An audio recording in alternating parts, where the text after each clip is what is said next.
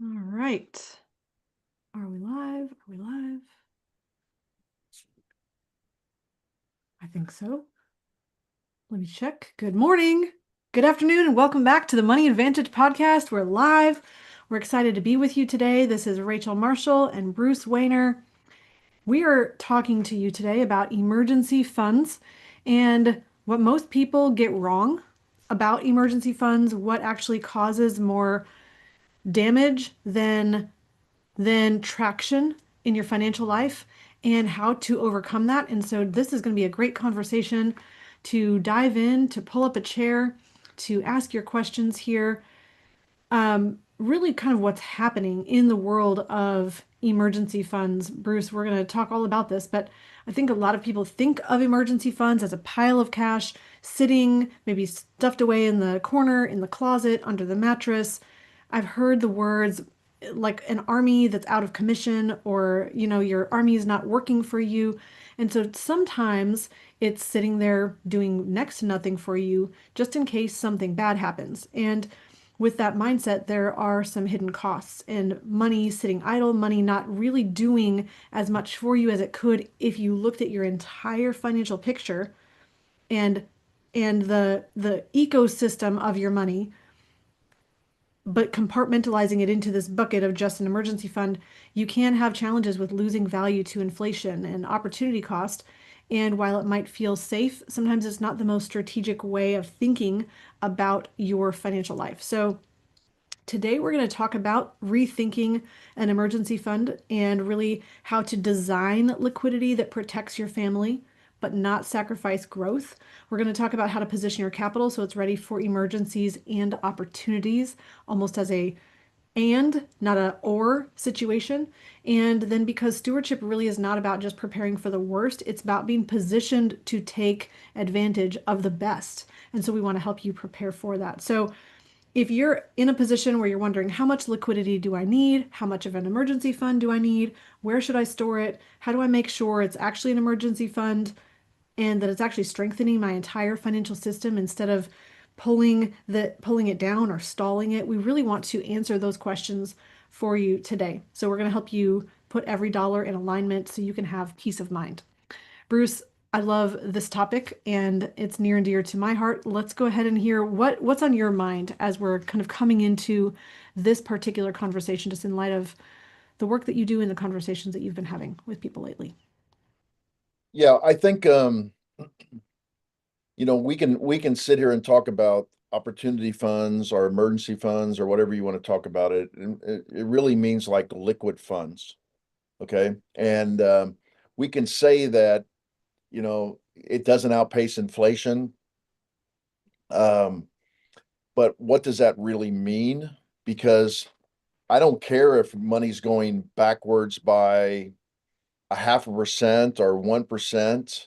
If you make the wrong choices, it goes backwards even by more than inflation. So when I'm out in the field with clients, you have the mathematical perspective, but you also have the emotional perspective and the risk averse perspective. And I've had clients that have said, I know this is not smart to have this much money in my checking account. However, it just makes me feel good.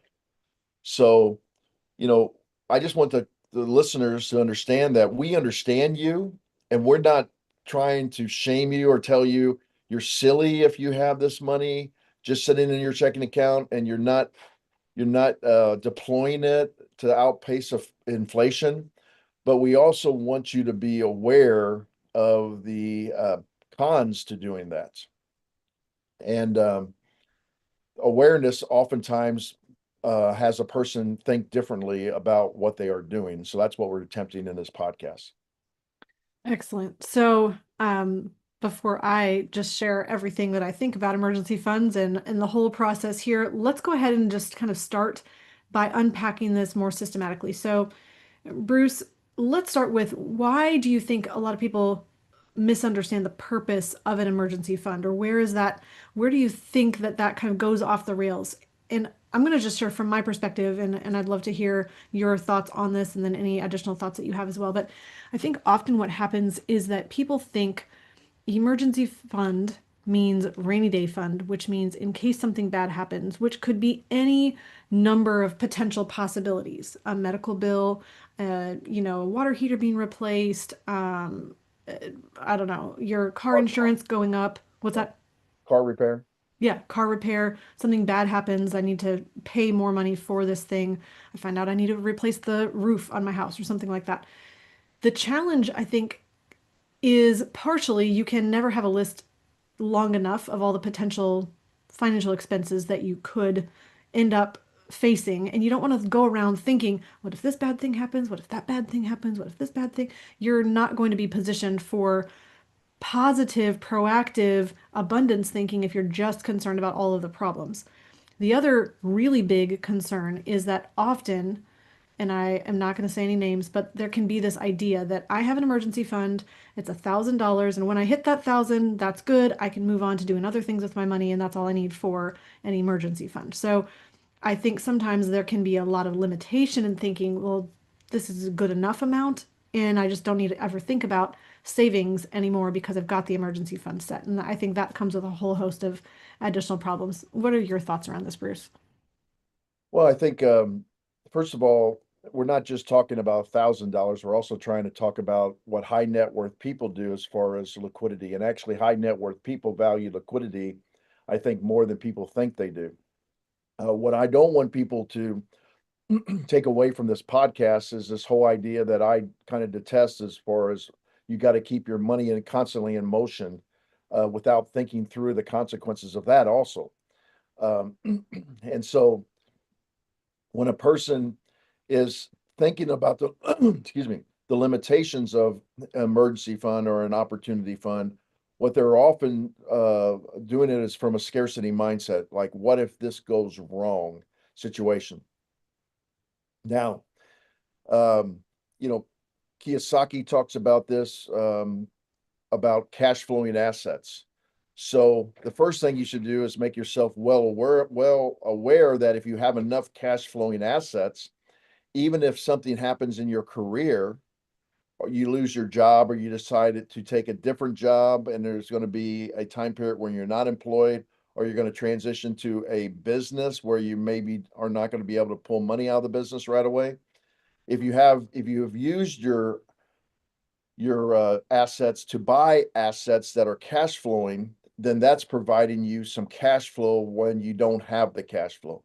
So an example would be, let's say you set up a cash flowing asset, and that cash flowing asset, that every month, or a combination of cash flowing assets, that every month it's depositing 5, 10, 15, in some cases $20,000 into your checking account, whether you work or not.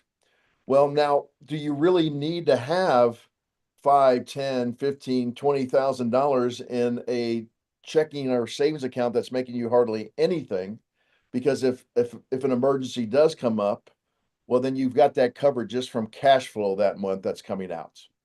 Now, what do you do with the cash flow? The cash flow then accumulates somewhere. I actually do this personally. I have different accounts that my cash flowing assets go into, and it accumulates there until it reaches a certain amount of place, and then that then becomes premium for my whole life insurance contracts. So I use cash flow to pay my premiums for my whole life insurance contracts. So that actually then becomes my place where I store for opportunities or emergencies. And yes, I do keep money in a short period of time in a bank, as I accumulate it, and until the premiums due, or there's an opportunity that's due. So if you just look at rethinking your thinking from scarcity, oh, I want to hold on to this instead of something in case something bad happens, to, oh, I want to look for cash flowing assets so that it can produce that money in my life, whether I'm in a good situation or a bad situation. So I think that's the mindset shift that people need to consider. I like that you said you don't necessarily need to think about the pile of cash if you have a stream of income that is in addition to your regular work or in addition to what you're normally spending, that increased income, that cash flow from assets can cover if you have a cash flow need or you have an expense that rises up. And I also love how you mentioned emergency opportunity fund. And I hope I'm not spilling the beans of this entire podcast and putting a cap on it right here, but I believe that no matter how much you have saved, whether that is for, you could call it emergencies. I think the trap that people fall into is thinking, oh, I've saved enough for whatever I classify as emergencies, meaning maybe that's 1 month of income, maybe that's, a year's worth of income, whatever that dollar amount is to make you feel comfortable and secure. When somebody says, I've got the emergency fund set aside, if you stop that process of putting aside capital, if you stop the process of saving, then you're not continually building net investable income. And really, what you want to be doing is continuing to build capital so that you have that emergency and opportunity fund. I love to think about savings, especially when I'm building up capital. I love to think about it as this could be used for anything. This could be for emergencies, it could be for opportunities, it could be for expenses, it could be for a vacation, it could be for tithe, it could be for giving. I mean, it could be really for anything. I'm building up capital to eventually deploy when the right thing arises. And so that process of building capital isn't necessarily emergency fund thinking, but it is capital focused. It's a focus on building up capital. And yes, I do the same thing as Bruce does with building up that capital and then putting that over as premium into my whole life insurance policies. So, Bruce, something else that really came to my mind as you mentioned that $1,000 certainly not being enough, especially at the higher income levels. I'm reminded of real estate owners as well, who always, and you mentioned really real estate ownership, but a lot of times people think, well, I have this income coming in. I don't need to accommodate for, contingencies like, I don't know, the roof needs replaced or the tenants are moving out and there's some damages to repair or you lack tenants for a while. So there is a tremendous value on having liquidity. I think if you don't value liquidity, you will, because life will necessitate value in liquidity. But most people who are proactively thinking and have good money management habits are already proactively thinking about having that chunk of liquidity to handle those contingencies. Yeah, I mean, real estate professionals are always straddling that line between keeping their money in motion and then protecting um, maintenance and repair and capital cost, or as you mentioned, not having a tenant. So the good ones are always taking a percentage of the revenue and putting it aside for the, couple months a year where they may not have a tenant or for some kind of unforeseen, if it's not a triple net lease in a commercial, a triple net lease, actually the commercial leasee is actually responsible for most of the repairs and and then any kind of build out costs. You can negotiate that, but let's just say it's a single family that you own or a multifamily that you own, then you're going to put away some of that uh, capital that is cash flow for a potential,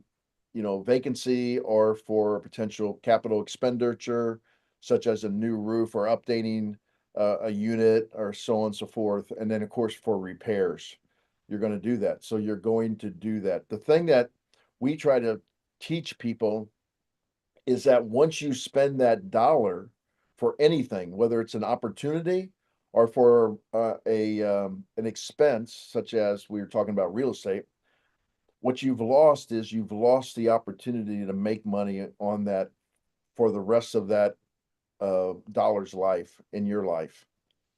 And so that's why we are teaching people alternative places to store their opportunity fund, because as Nelson Nash said, people should be in two different businesses, the one that makes them money and the one that and the banking business. And we're already storing our emergency funds or opportunity funds in a bank, but that's not our business. And so what we're teaching people is to store that emergency or opportunity fund in a life insurance company that you own as policyholders, and then you control and borrow against that, and thus you control the banking function in your life. So you're in business, to earn money for what you do in your career, and then now you're in the banking business. So you get the benefits of both of those situations in your life. Which, when you're in the banking business, then that puts you in the position of being able to do what the banker does, which is be in control, earn arbitrage. So you have a cost of capital because all capital has a cost, but you can earn more by putting those dollars to work somewhere. You have so many more options rather than just saying, well, it was in the bank, earning next to nothing in a savings account, and then I used that money for that expense. I paid it out and now it's gone forever. Whereas if you're using infinite banking, you're in a position of storing capital, having a capital asset that you have access to. This is liquid, so it's liquid capital, and I can use it for a vacancy, or I can use it for purchasing another rental property or another multifamily property or whatever I'm going to invest in. And I have the ability to recapture those dollars because as I utilize my capital, I can repay that capital back into my, let me use clear language. As I utilize that capital through loans from against the policy, against my cash value, I can repay those loans and replenish that capital back up to where I can reutilize that for other things as well, which means that I have this velocity of money. I can reutilize this money over and over in my life, and I'm being the banker rather than just letting those dollars flow out of my control. Yeah, so banks value capital so much that they make you pay it back. Um, They do. and the reason they make you pay it back is because they want to use now the fractional reserve banking to lend that money out again. On a personal note, why don't you value the capital at least as much as the bank values by paying it the loan back to the insurance company that you own, at least to the amount that they're actually charging you interest. And then, as Nelson says in the book, it's your capital. So why wouldn't you just pay yourself even more back to a higher percentage of the interest, paying yourself not only the interest that is charged, or paying not only the interest that is charged by the insurance company, but an additional interest. Why? Because that just becomes premium, and additional interest is premium that buys more paid up additions. More paid up additions buys more death benefit. The death benefit gets higher. The higher the death benefit, the dividends must be added to the cash value to chase the death benefit. So the dividends must get bigger to be able to catch the death benefit.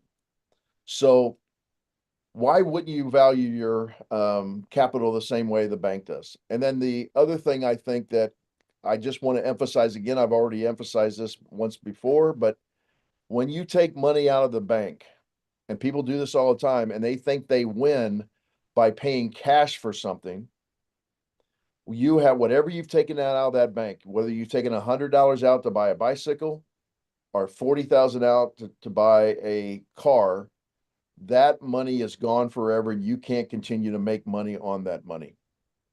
Where if you borrow against your insurance cash value, that insurance cash value continues by contract to make guaranteed interest, and not by contract, but highly probable because the insurance companies have paid dividends well over 125 years in a row, never missed. And now that capital continues to uninterrupted compounding, and yet you can still borrow against that capital for your emergency or for your opportunity. So those are the biggest different mindsets that you have to get over about storing it into a bank or storing it into another financial institution, which is simply an insurance company. I think one of the biggest challenges, and Bruce, I think we're kind of talking about this section here on where to store your emergency fund, but Mhm. let's back up just a little bit. When somebody's coming at this conversation from the emergency fund lens and they're thinking, how much money do I really need for an emergency fund? I mean, I know you kind of addressed this from the angle of It depends on what your emotional comfort level is, and that's going to be different for each person. It also depends on your expenses. It's going to depend on how many assets you have under your control that you might have contingencies you're planning for. So there's a lot of factors, and there's not one direct answer for exactly the amount of emergency fund to have. But if you're coming at it from that typical lens where emergency fund usually means savings in a checking account or a savings account until I need to use that money and pay cash for something. That's the typical paradigm. What is the biggest limitation of that if you're thinking about too much emergency fund or too little emergency fund? Well, too much, you're just eroding the buying power that you could be placing it somewhere else to overcome inflation. That would be the too much. But once again, what is too much? It's really about comfort level. But it's not only about comfort level. I've commented on this before, like private equity deals, like SPACs, special opportunities, um, contracts that are actually you just give them money and then they decide where to deploy it, but they have to deploy it, and many times they make mistakes. And that's what we tell our clients all the time is, you don't want to just do this just because you want to get your money in motion, because if you make one mistake, it can wipe out four good deals that you've done. So that's where I'm always hesitating to, like, well, how much if you overdo it? I don't want people to say, oh, I have 100,000 in my checking account. I got to get, that's too much. I want to get 40,000 out and working for me, but they put it in a bad deal. So you still have to go through your due diligence process. Now, typical financial education would tell you that you should have 3 to 6 months of your earnings in an emergency fund. Now, I don't know if typical financial planning is the best thing to follow, but you Or we definitely, believe that it's not, so just if in you, case you if need you to read want to, between the yeah. lines. I mean, if you want to, if you're so worried about, well, I don't know if I can make that decision, and you're looking for guidance from somebody, then you should say to yourself, where do I have money positioned in case I do lose my employment, or in case my job does get, or my business does get shut down for a short period of time? What do I need? What do I need? And how long do I think it will be before I can find other employment or I can get my business back up and running again?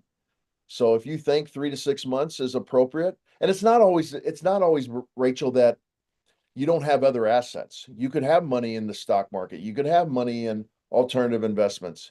You could have money in gold. You could have money in silver. You could have money someplace else. But if it's not that liquid, then, and there's also tax consequences to access this money from somewhere Mhm. else. Even if it's a cryptocurrency, there's going to be tax consequences. So that's why a lot of people say, well, I don't want to dip into my brokerage account or my cryptocurrency account, because if I sell it, I'm up, my cost basis is here. I've sold it up here, so I owe taxes here. So yes, I'm okay because I can keep my household going, but now I owe additional taxes. So that's why a lot of people like savings accounts or money markets accounts or treasury accounts, because they feel like, well, I don't have to pay taxes if I access it, which is true. Now you have to pay taxes on any of the little growth you have, but you don't have to pay taxes to access it. And so then if you do a life insurance contract, you can actually borrow against it, and it's a loan, so you don't have to pay taxes on it, and you're not interrupting the compounding growth of it. Now, we always try to say, what are the pros and cons of this? So I think I've just laid out the pros and cons of having access to the bank and brokerage accounts and other accounts. What are the pros and cons to be in a life insurance contract? Well, number one, you got to qualify for the life insurance contract. Okay, so that's probably the first thing. Now, it doesn't mean that you can't use it, because you could use somebody else that you have an insurable interest in, whether it's a spouse, whether it's a child, a business partner, a trustee. There's all different ways. You need to talk to an insurance professional to help you out with that.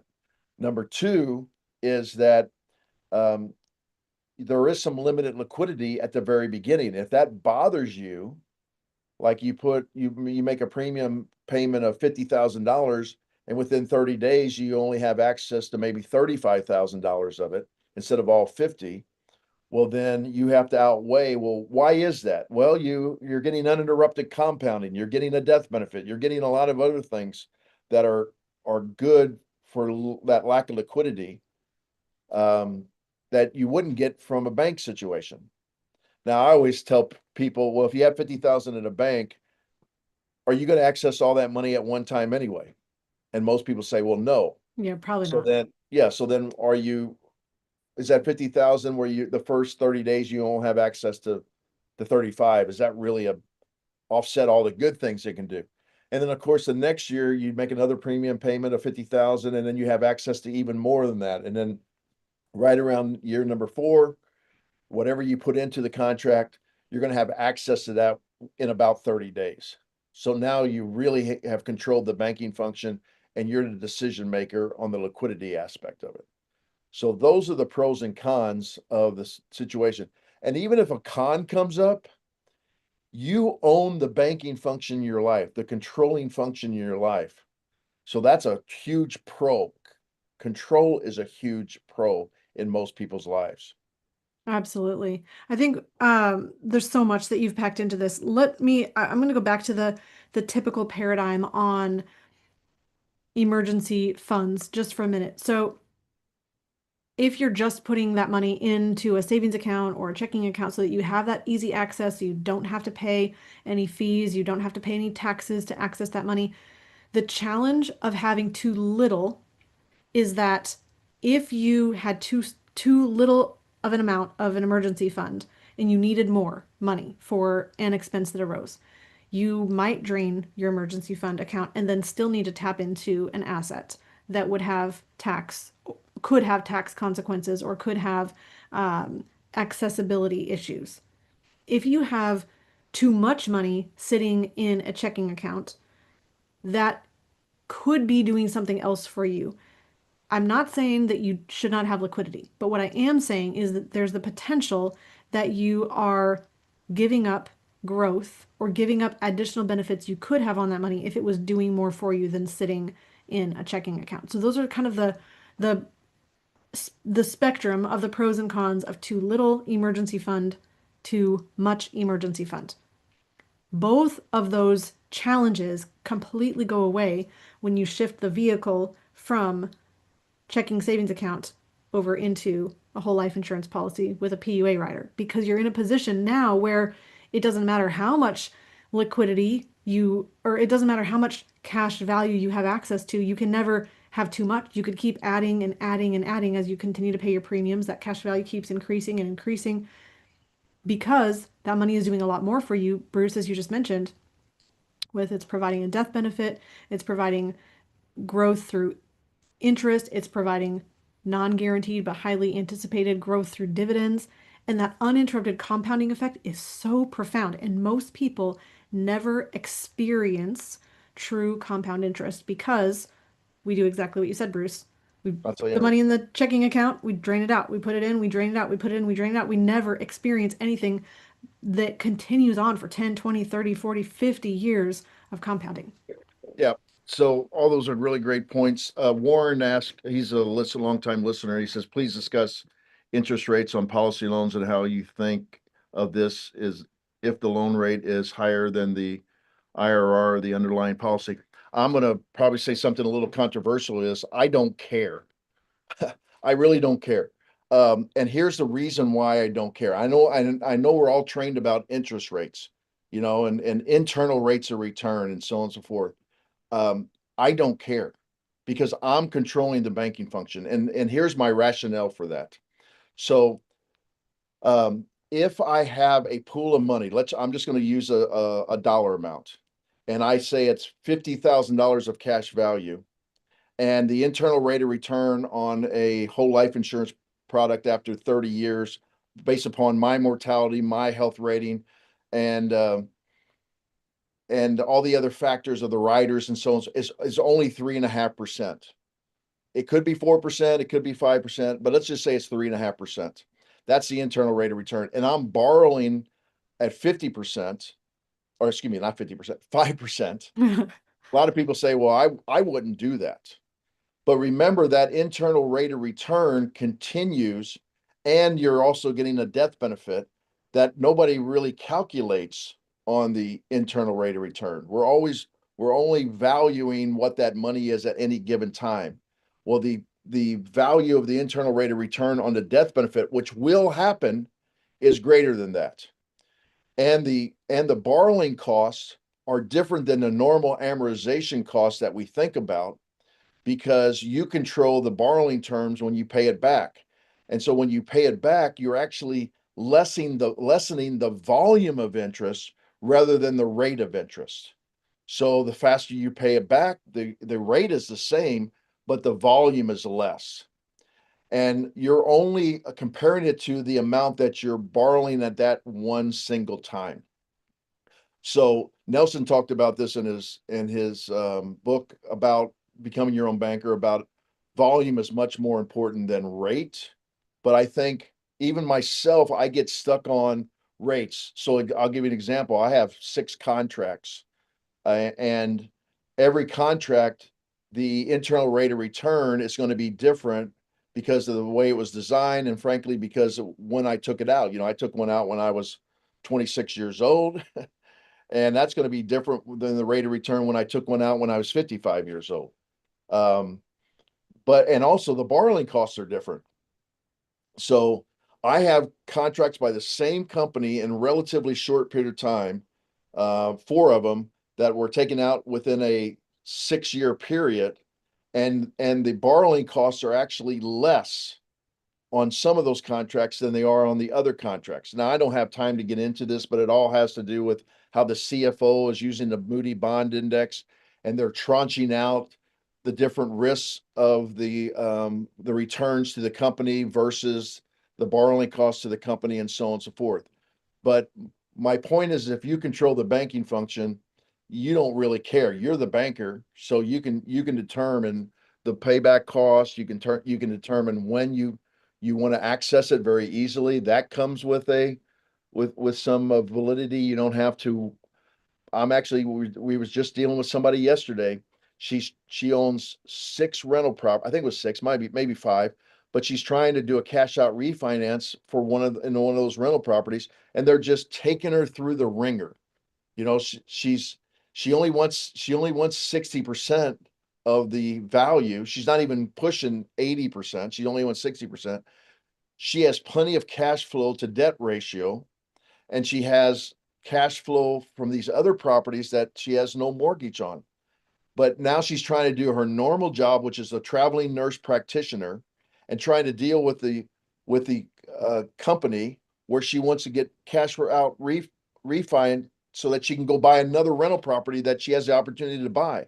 But if she can't get it out right now, she's going to lose the opportunity to get another cash flowing asset. Well, if she had repositioned that into her bank account, she could get the money in 3 to 5 business days. I've Hmm. told the same story. I've told the same story on the podcast. I'll say it again for our new listeners.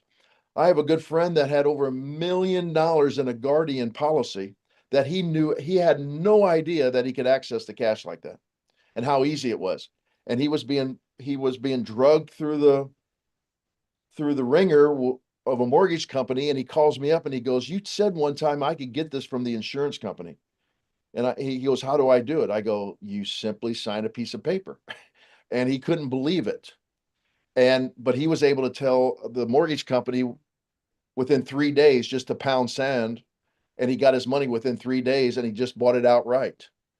And so, yes, we always our first inclination is to look at rates of return and borrowing costs. And I'm not saying they're not totally important, all things being considered, but flexibility and control have to be figured into that construct when you're talking Hmm. about different I things. think that's really well said, Bruce. And I love that you just said flexibility and control have to be figured into the construct, which means if we're just making mathematical choices about these dollars here, rate of return, arbitrage, what is the exact growth that I'm getting on this deal? What's the cost of that capital? Am I making sure that it's growing faster than that?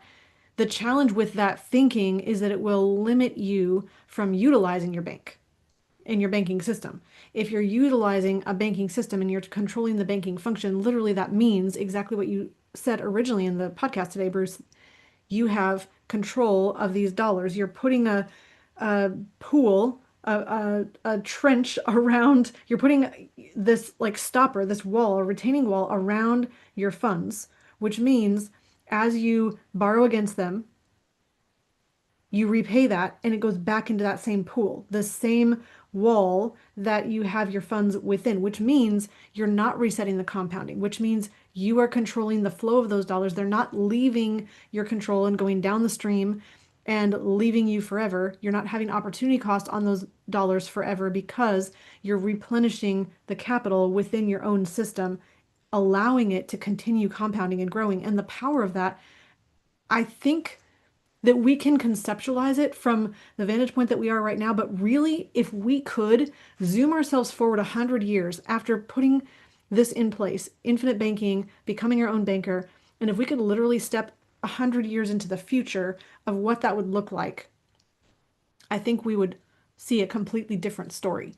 We would see those 100 years of compound interest. We would see the faithfulness of putting in those premium dollars. We probably would see in 100 years a death benefit paid out to heirs and what that death benefit could then turn into in the next generation. And we would be so thankful for those decisions that had continued to build and store capital and be the banker by controlling capital. Flexibility and control are often left out of the construct. If somebody like Warren, who I know is a highly disciplined person, if And he wants, highly intelligent, might I yeah, add, for all yeah, your questions. if he wants to look at all these little mathematical expressions and so on and so forth, more power to him. I mean, that's great. But most people, they get hung up on which number's bigger, and they don't even understand the volume discussion or the uninterrupted compounding discussion, because they've been taught, all these concepts are way too complicated for you to understand. So just look for the bigger number. I mean, I see it absolutely all the time. I'm going to give you an example, Rachel. I'm going to share it with our listeners right now and our viewers. I have one of my policies that I put in place in 2010. So for a lot of listeners, man, that's a long time. Okay, and I've been faithfully playing and I built it up to about, I want to say somewhere in the neighborhood of $280,000. And then 3 years ago, I borrowed against it $250,000 and I put it into a cash flowing investment. Now, I have not been making normal repayments to that contract. And some people might be screaming, "Oh, I'm stealing the peas." And I'm no, because I have a liquidation event that I know what's going to happen over here in 5 years that's going to repay the loan. But here's the interesting part, and this is the part I wanted to talk to people about. Because I took a long-term view, actually, when I look at my cash value every day, even though I have a 250, now it's closer to $260,000 loan, my cash value goes up every day, even though I have a loan against it of that size. Why? Because all of my premium payments are not interrupted, the compounding. They keep compounding. And even though I have a loan against, that loan compounding isn't nearly as great as the compounding that I have on my premium that I've made over those 15 years. And boy, when you decide to do this long enough and you see that, now you're not afraid to take loans and go do something with it, because you're seeing that you own the bank and the bank's the most profitable thing. So my contract's the most profitable thing. I'm still making money on my money. And so I don't get afraid, and I'm not afraid for my heirs or my wife, because if that investment fails for whatever reason and I die, guess what? My wife's bucket's still going to be filled up by the death benefit because I made a stupid mistake and lost 250,000, but my wife's still going to be handed over 1.1 million from this contract. So she still has a death benefit after the $260,000 that it's accrued now. It's still going to be worth 1.1 million. That seems like a pretty good, a pretty smart idea to access your cash and do it because it's almost like it's idiot proof. I love that you said that, Bruce, for multiple reasons. So, one, I love that you said that it's idiot proof, which means, look, we all can do this. We all make mistakes. We all might potentially make a bad business decision or a bad financial decision at some point. You don't have to be afraid of ruining everything. But here's something else that I really love, Bruce. I love the numbers that you shared. And I know we don't talk numbers a lot on this podcast for multiple reasons. And I don't want anyone to hear this and think my experience is going to be exactly like that. And at the same time, I loved hearing the actual numbers because here's what you might not see if you're listening that you might not fully understand. And I hope to make sure that I really make this clear because I don't know if we do a good job of making sure that you understand this. Let's just say, so Bruce said he had about 100 or $280,000 of cash value. So here's his cash value amount. Then he took the loan, which is about started as 250,000. So almost all of the cash value was taken out in a loan. Here's what I want you to hear though. That full 280,000 never went anywhere. He did not lower the cash value down to 30,000 as you may presume in thinking I used a $250,000 loan that must mean my cash value decreased. It did not decrease. The full balance of your cash value is continuing to earn dividends or earn interest, guaranteed interest, and non guaranteed but highly likely dividends. The full balance. The reason is because you did not take out, I mean, I'm thinking of a cup, like a cup of milk or orange juice, and you're looking straight at it and you see, well, here's the $280,000 line. That full balance stayed in there. It did not come out by the 250,000 loan. It did not drain down. What happened is he took a loan against it, which means that the life insurance company used their capital to provide to Bruce from their general fund. And they placed a lien against a portion of that orange juice in the cup, meaning that that portion can't be tapped for anything else at this time until it's repaid. But the full balance is still growing. That's what I want you to hear. So, Bruce, as you're saying, I'm seeing this cash value continuing to increase. He didn't mean like I got a gain on it, but it went down to 30,000. Now it's up to 33,000. Now it's up to 34,000. That's not what he meant. He meant that 280,000, he's still seeing a growth on that. So he's still seeing that 280,000 go up to 290 or whatever, 282,000, 283,000. He's seen that full cash value continue to grow. And that's the uninterrupted compounding we're talking about because you're not putting in and taking out and putting in and taking out like we do with a checking account. The whole paradigm is shifted. Now we have this asset that we never remove the cash value. We just borrow against it, which means we put a lien against it and then we pay off the lien and that shrinks up the lien. And now we can use the whole thing again to borrow again. And we put another lien and we pay off the lien. And now we can use the whole cash value again to pay something else. So the power of this is because you're never resetting the compounding because you're not taking the money out. You're not depleting your cash value. You're simply putting a claim against a portion of it for a time period. Yeah, I mean, I've used this example before, but I hopefully it's no different than if you take a HELOC, a home equity line of credit against your house. Your house still goes up in value, whether you have a loan against it or not, or whether you paid it back or not. If you pay it back, yeah, you'll pay a little bit less in interest, but the reason it works is that you're not interrupting the compounding of your house because your house is going to go up whether you have a lien against it or not. And so if you can put it in those terms, if you can understand it in real estate terms, just remember that a whole life contract is like having another piece of an asset or that you can own and control similar to your house, except you get to determine whether you take money out of that, where the bank determines whether you take money out of your house or not.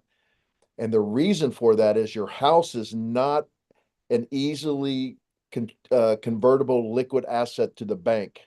So they're going to put restrictions on it where the insurance company has the greatest liquid capital known to mankind right now.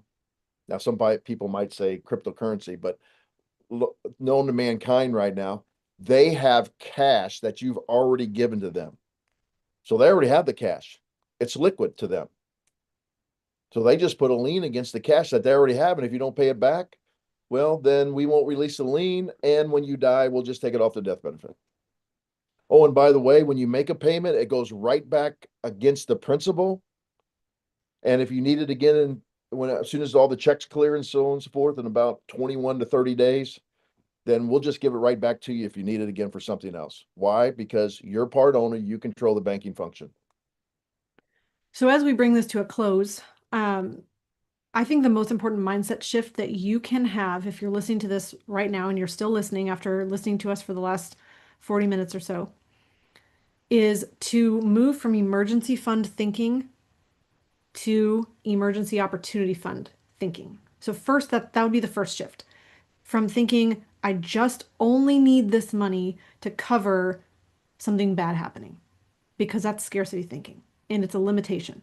Instead, if you shift that over to thinking about how can I build capital that I can use for anything, including opportunities, that's the first shift. The second shift would be, let's shift the thinking from emergency fund in a savings account to becoming a banker. Because if you become a banker, you're now in a position of keeping and controlling capital that's going to serve you for the rest of your life. Bruce, is there anything you want to share before we wrap this up? No, I just think that I don't want people to just change their mindset because they think it's mathematically the right thing to do. Right? You have to change your mindset and have confidence through education that it's also the right emotional thing for you to do. Because if you don't believe it emotionally, you will not stick with it throughout your entire life. That's why Nelson put the human problems in his book so that people could identify what's happening to themselves and try to work on themselves emotionally so that they can accept things more easily. And so that's the big thing. You have to understand through education so that you can make life changes that you're going to stick with, because this isn't something you just try. This is something that needs to be a lifestyle.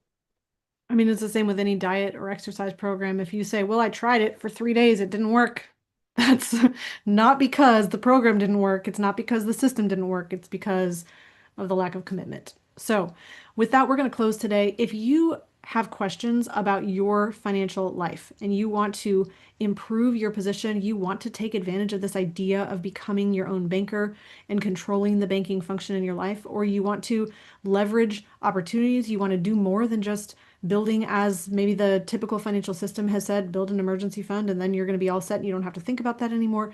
If you have had an expansion of your thinking because of anything we've talked about today, we'd love to hear from you. We'd love to have you book a call with our team. You can go over to themoneyadvantage.com and book a call with our advisors right there on the front calendar, on the front page.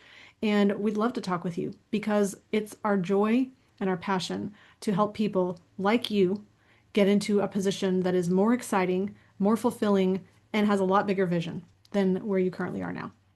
With that being said, thank you for listening. In closing, remember success leaves clues. So model the successful few, not the crowd, and build a life and business you love. We'll see you next time.